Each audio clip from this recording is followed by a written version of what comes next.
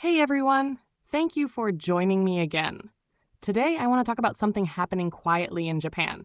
Something not loud, not sudden, but steady. Something that is reshaping the future of the country, year by year. Japan's birth rate keeps falling.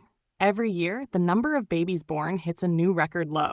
And for many people watching from outside Japan, the first reaction is usually a simple question. Why?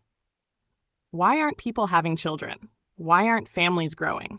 Why is one of the most advanced, peaceful, and stable countries in the world shrinking? But the truth is, the answer isn't simple. It's not just about money. It's not just about work. It's not just about culture. And it's not just about personal choice. It's all of those things, layered and interconnected.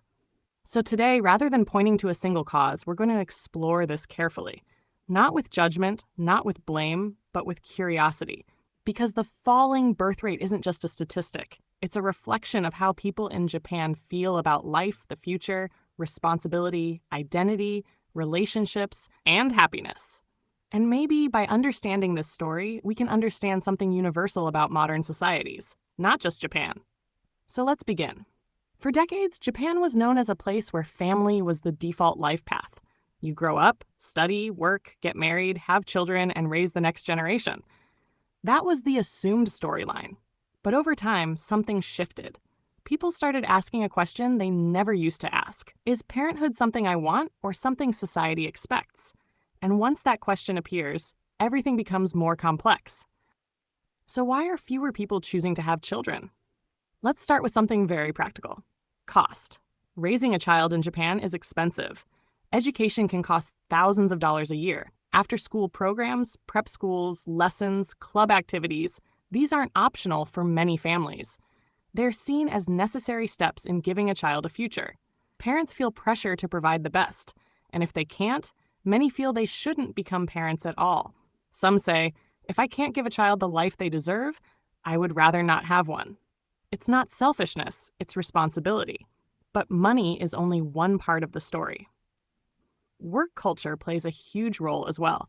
Long work hours make it difficult to balance career and family. Some companies now encourage better work-life balance, but change is slow, and expectations are still heavy. For many women, having a child still means stepping back from work, sometimes permanently.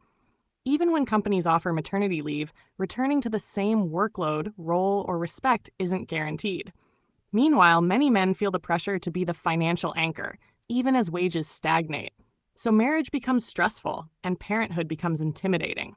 But beyond practical challenges, something deeper is happening. Values are shifting. More people are starting to think about their own lives, not in a selfish way, but in a reflective way. They ask, what kind of life do I want?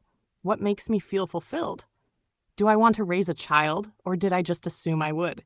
For some, the answer is yes. They want that life deeply. For others, the answer is unclear. And for many, the answer is no. Not because they dislike children, not because they're cold, but because they feel they're still trying to build themselves. Some say, I'm not ready. I'm still figuring out who I am. My life feels unstable. These thoughts are rarely expressed openly, but they exist quietly beneath the surface. There's also something emotional that often goes unspoken. Raising a child requires hope. Hope in the future. Hope in society. Hope in oneself.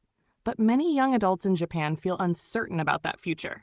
They worry about climate change, economic instability, aging society, political stagnation, loneliness, work pressure.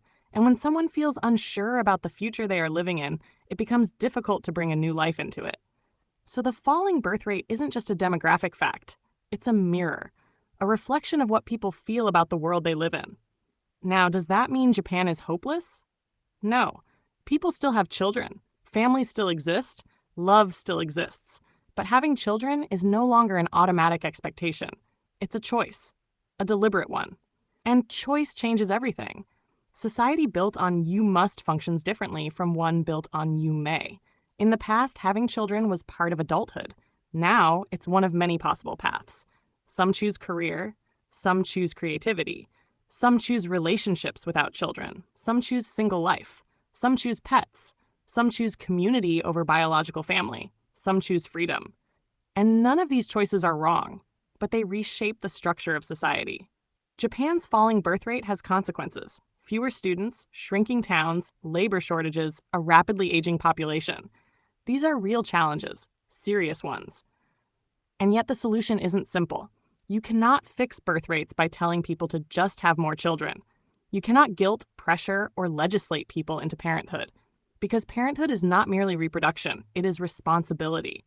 And responsibility can only be taken willingly. So maybe instead of asking, why aren't people having children? We should ask, what kind of society makes people feel confident bringing a child into the world? A society where people aren't afraid to fall behind. Women don't have to choose between work and motherhood. Men aren't expected to carry everything alone. Children aren't seen as financial burdens, and people don't have to sacrifice themselves to raise the next generation. Maybe the real challenge isn't birth rate. Maybe the challenge is building a society where raising a child feels possible and meaningful.